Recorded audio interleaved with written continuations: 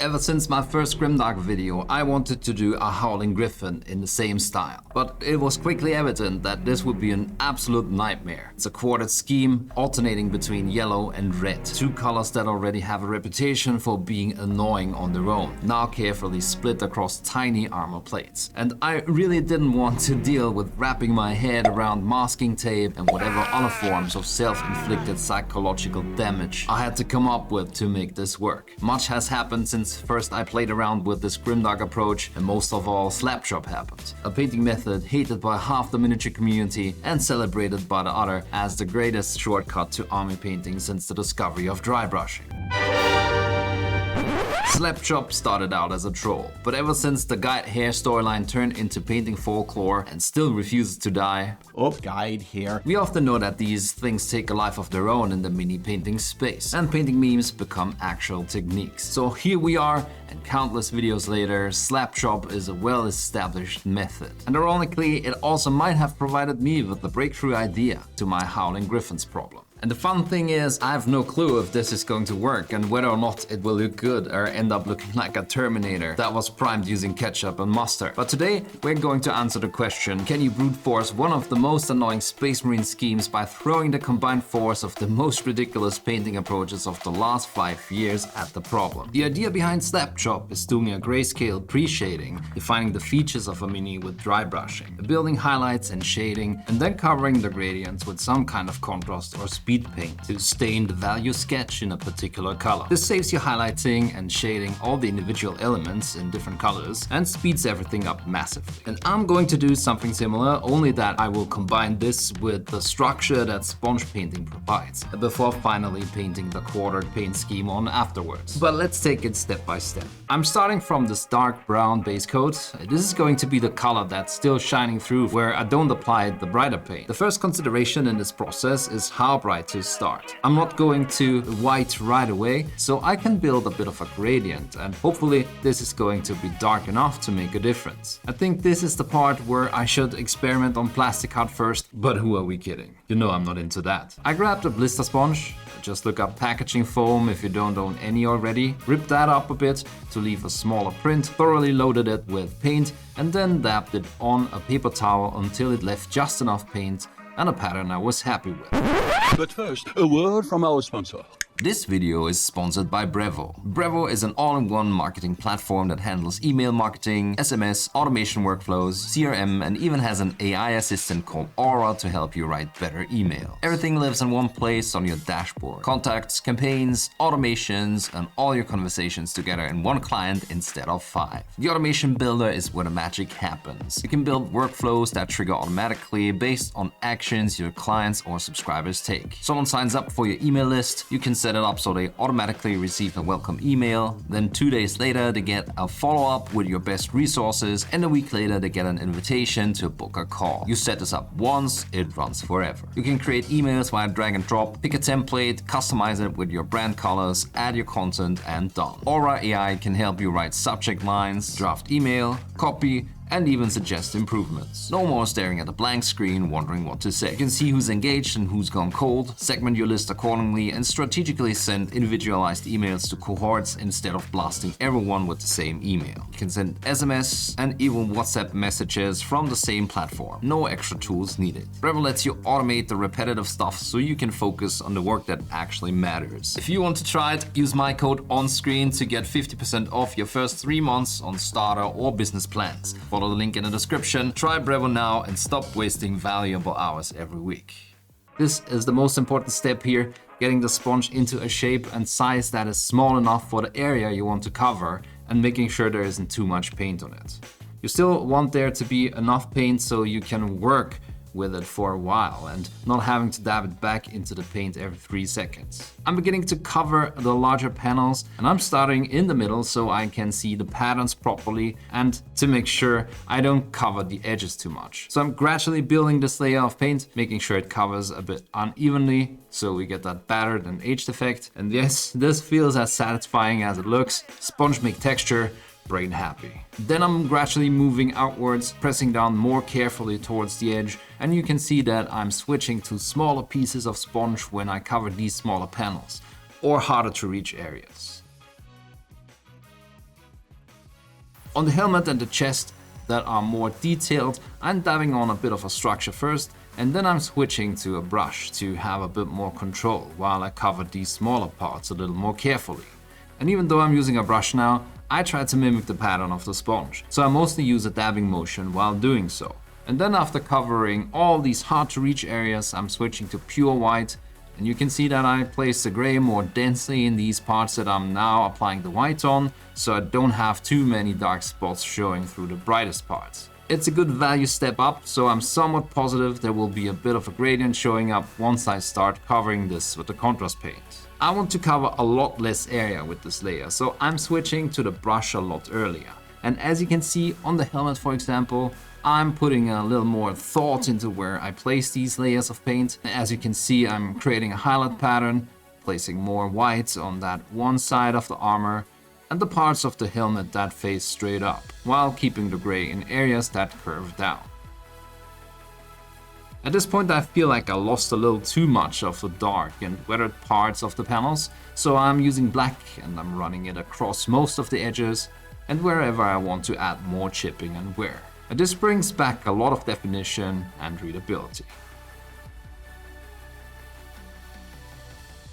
Now this clearly is an ugly face if I've ever seen one. So I'm doing at least a little cleanup with black, basically covering everything I later want to paint in metallics, like the chest eagle and the scaffolding on the back of the legs. This part usually goes really fast, and of course the biggest time sink is working more deliberately and carefully on these more delicate and harder to reach areas where I switch to the brush. And you can just not do that to speed things up and stick to the sponge as much as you want to, but I just like the more refined look that the brush offers. Now looking at it in this stage, I'm genuinely not sure if I have discovered some kind of galaxy brain shortcut or just invented an especially complicated way to ruin a perfectly good Space Marine. I had a lot of requests to show how this approach would work for chapters like White Scars, and I guess here we are, and you can let me know how you like it. Apparently we're doing tutorials within tutorials now. But yeah, I think this is a great setup for the contrast step. The panels already have a texture, the gradients are there, the chipping is there, and all of that before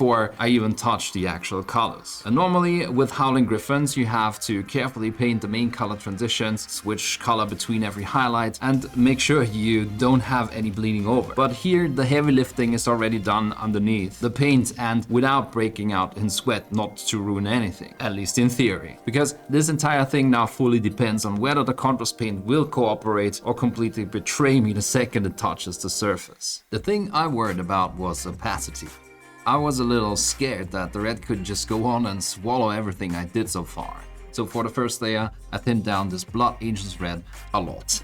However, it quickly became evident that this wasn't it, and I just have to use the paint more or less out of the pot.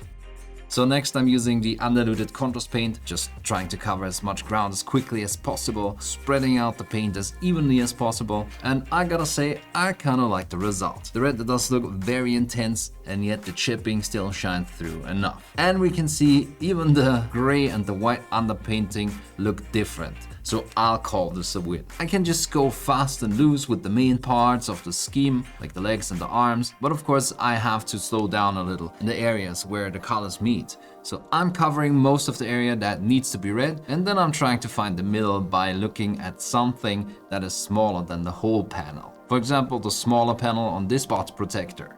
And then I'm dragging the brush downwards in a fluid motion, inching ever closer to that middle point of the element. I'm not good with straight lines at all, but doing it this way has helped a lot. Once the line is established, I'm just adding a bit more paint to make the surface more evenly covered, and then I move on and paint the rest of the red parts. Again, slowing down a little for these more crucial parts, like the helmet.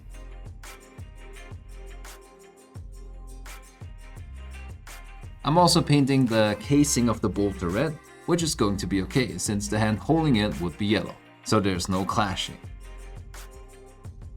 I moved on to add the yellow, and I think you can see that the plan is coming together nicely at this point.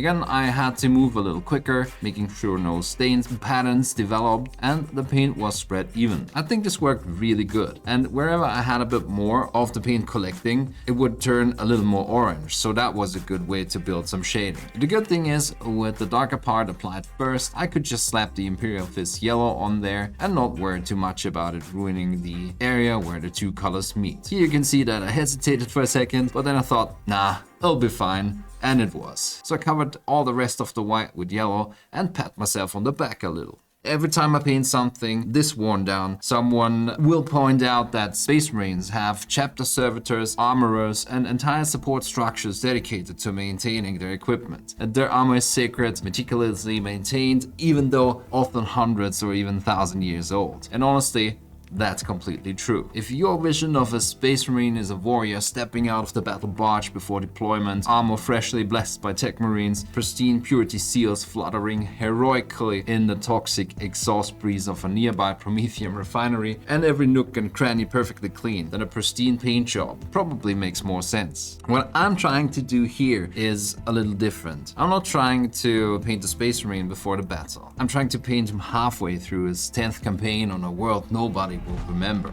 3 weeks into a siege, covered in dust, soot, scratches, fuel stains, and all the other things that happen when you spend your life fighting in a universe that has somehow managed to make every planet look like the worst industrial accident imaginable. So for me, Grimdark isn't really about lore accuracy, it's about storytelling. And the scratches, dust, and wear are here to suggest history, and to make it feel like this Space Marine has actually existed in the setting for a while, rather than being frozen in time at the single most photogenic moment of his career. I quickly covered all the metal parts in a medium metallic tone and then also ran the brush across some of the darker edges, mainly because I felt the red and the black edges in combination looked a bit too dark overall, and the reflective metal paint adds a bit of a bright accent to the edges, making everything a lot more readable.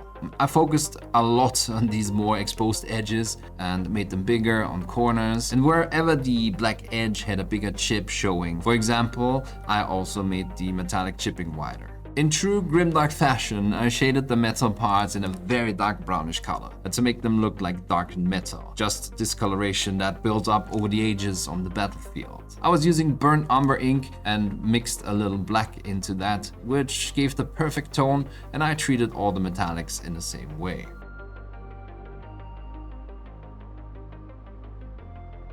At this point I also wanted a little more variety in the yellows, so I grabbed burnt sienna ink. However, I didn't want to take up too much time after everything was rather fast up to this point. So I mainly built a bit of shading using a few glazes like in the lower parts of the knee and the legs. This also added a bit more grittiness that I'm always looking for with this painting approach. If the miniature doesn't look like it has been deployed continuously since M36, I usually feel like I haven't gone far enough. I gave all of the yellow elements the same treatment, just a little shading here, a little variety there, and then went back to work on the metallics. Mainly bringing out the edges again to increase the contrast.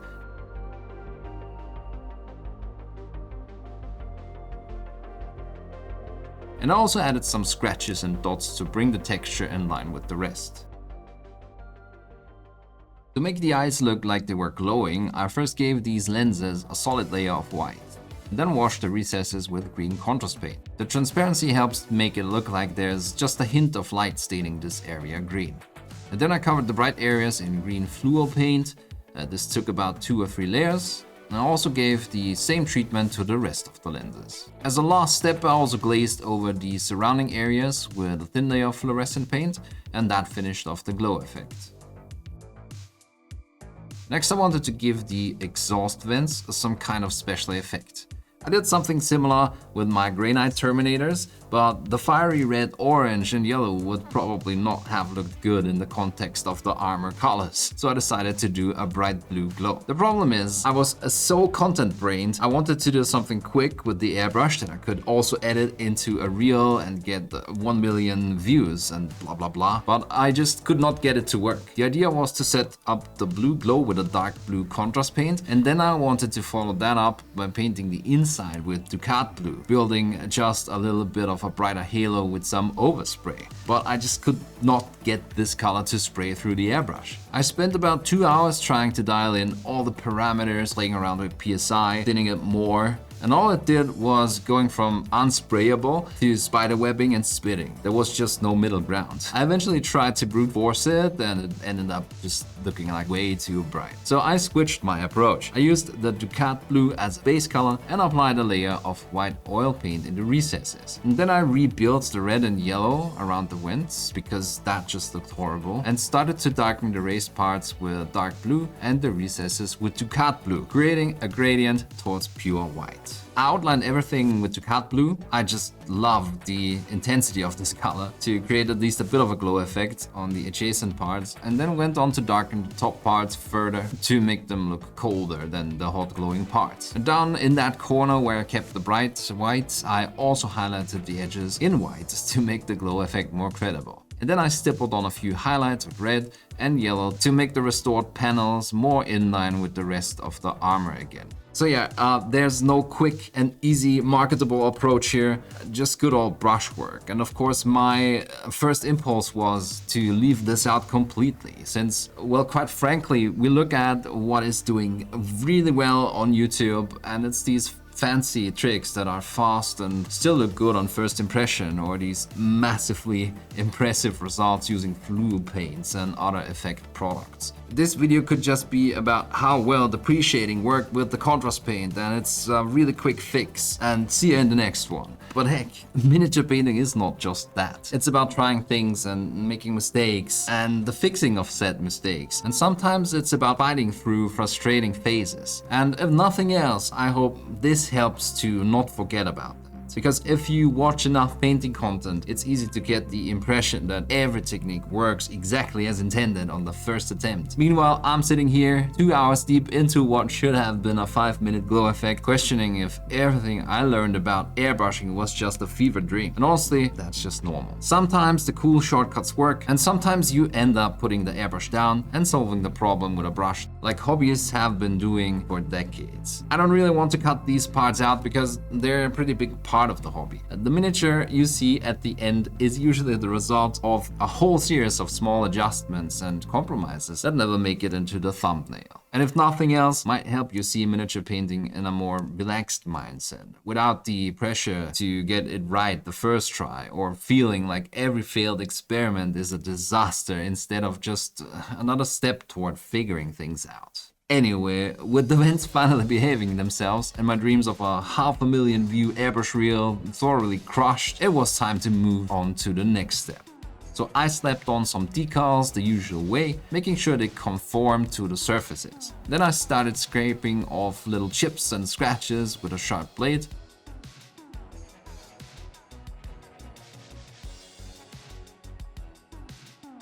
And once I was happy with the wear and tear I produced, I shaded the decals so they would fit in with the rest of the armor.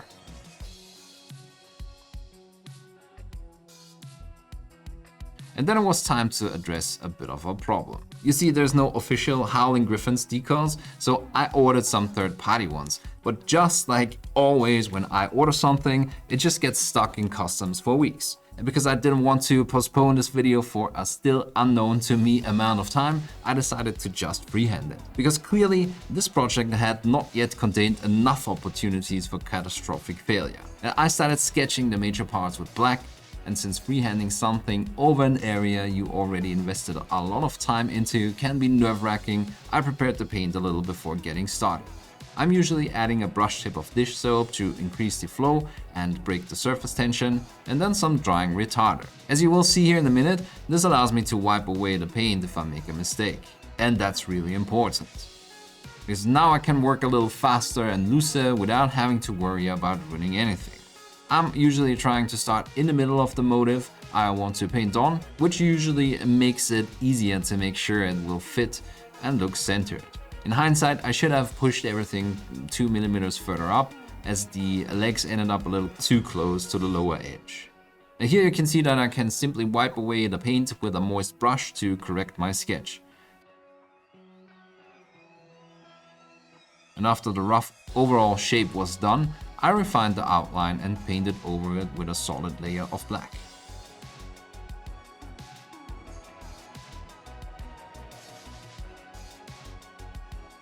put a dot of white on to fill in the eye and covered that with Imperial Fist Yellow, and I also added some chipping the same way.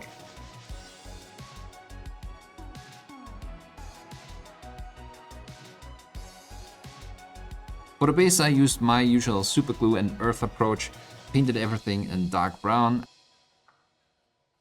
and then dabbed on an appropriate amount of pigment that I fixed with water. To make it look like the mini is part of this environment, I mixed a bit of the pigment with white spirit and let that creep into all the recesses on the feet and lower legs, which made them look covered in dust. As a last step, I dry brushed the raised parts black, which makes this look like some kind of soil was blown over an ash field, and it just makes for a great visual, looking devastated but not too monotonous. And here's the result.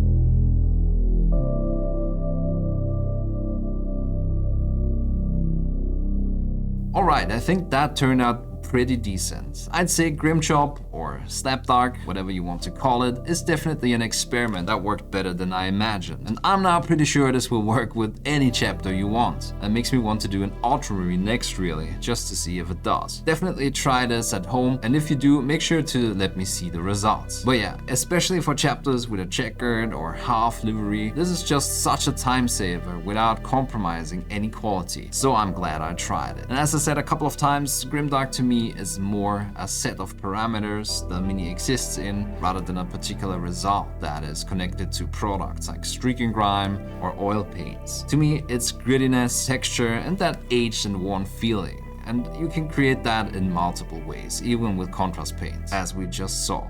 For me, this is just the fastest and most convenient way to create something like this, and most importantly, it's the way I enjoy the most. Let me know how you like the result in the comments, keep pushing that pigment, and see you in the next one.